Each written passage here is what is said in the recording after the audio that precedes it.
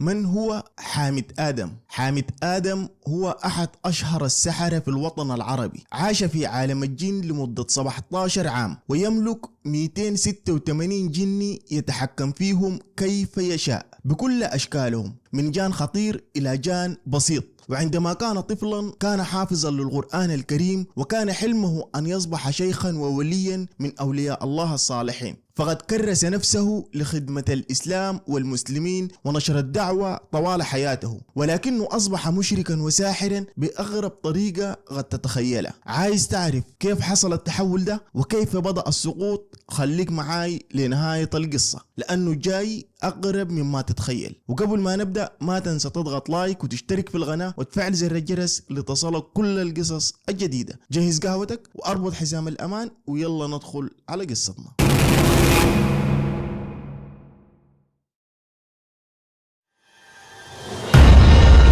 ذهب حامد آدم إلى إحدى القرى ليحقق حلمه في دراسة القرآن الكريم وهو بعمر 9 سنوات، وهناك قابل مجموعة من الشيوخ كانوا يدعون إنهم شيوخ مذهب صوفي شهير، وعرضوا عليه أن يعلموه القرآن الكريم وأسراره، وإنهم يستطيعوا أن يجعلوه وليا من أولياء الله. ثم جعلوه يقرأ القرآن الكريم ولكن بشكل محرف وبكلمات سريانية غريبة جدا. سأل حامد عن معناها فقالوا له إنها أسماء ملائكة وسوف تكون في خدمتك عندما تصبح ولي، وكانت هذه الكلمات لأسماء شياطين وجان. كبر حامد وعلموه أشياء قريبة جدا، وطلبوا منه الاحتكاف عاريا في خيمة وسط الصحراء وحيدا لمدة 41 يوم، لا يشرب إلا الماء وبعض الحليب، ويأكل 3 ثمرات فقط يوميا. ثم أخبروه بآية من القرآن ليقرأها طوال هذه الأيام، ولكن بشرط وحيد، وهو أن يقرأها محكوسة الأحرف. وفي اليوم 41 كانت المفاجأة، ظهر له أحد أكبر وأقوى الجان وقال له أنا خادمك. وهنا أصبح حامد من كبار السحرة، وأخبره الشيوخ إنه قد غفر له ما تقدم وما تأخر من ذنبه، وأصبح وليا من أولياء الله الصالحين. وهنا بدأ في تنفيذ أوامرهم وما يطلبه منه الجان في مقابل خدمته، وأولها أن يذبح خروفا لغير الله، وهذا إعلان صريح بالشرك، فقد كان يذبح من أجل الشيطان، وأن يتوقف عن القيام بالعبادات من صلاة وصيام، ودي كانت شروط الجان عشان يكون خادم له. وتدريجيا أصبح واحد من أغضاب السحرة 4 ومن أهم السحرة في السودان بل والعالم كله، إلى أن أصبح لديه 286 جني يخدموه. ويقول حامد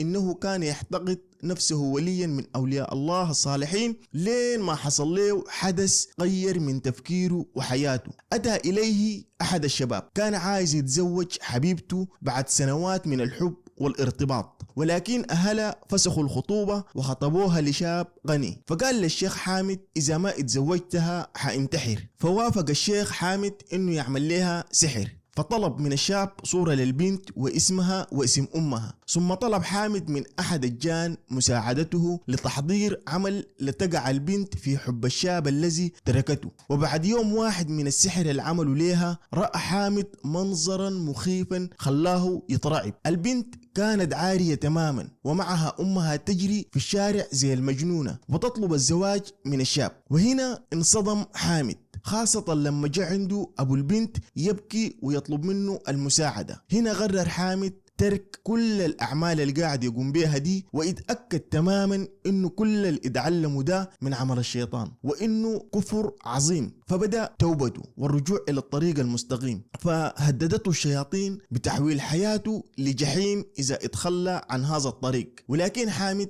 كان يعرف جيدا كل تفاصيل عالم الجن وكيف يستطيع تحصين نفسه منهم وحماية أحبائه وأقاربه، بل وأصبح يساعد كل الناس الذين تؤذيهم السحرة والمشعوذون مجانا وبدون أي مقابل. ونصح حامد آدم الجميع بعدم اللجوء إلى السحر، مشددا على أن السحر ينتشر بشكل كبير خاصة في البيئات التي تعاني من الجهل والفقر، وأكد أن الأفراد يمكنهم معرفة ما إذا كانوا مسحورين أو لا من خلال قراءة القرآن أو الرقية الشرعية. وإذا شعر الشخص بتغيير في حالته أثناء القراءة فقد يكون ذلك علامة على أنه تعرض للسحر. وفي النهاية قصة حامد ما هي مجرد حكاية عن ساحر دخل عالم الجن وخرج منه، بل هي تحذير واضح لأي شخص ممكن ينجرف وراء الوهم. السحر ما فيه قوة حقيقية، هو طريق يبدأ بالفضول وينتهي بالهلاك. أي طريق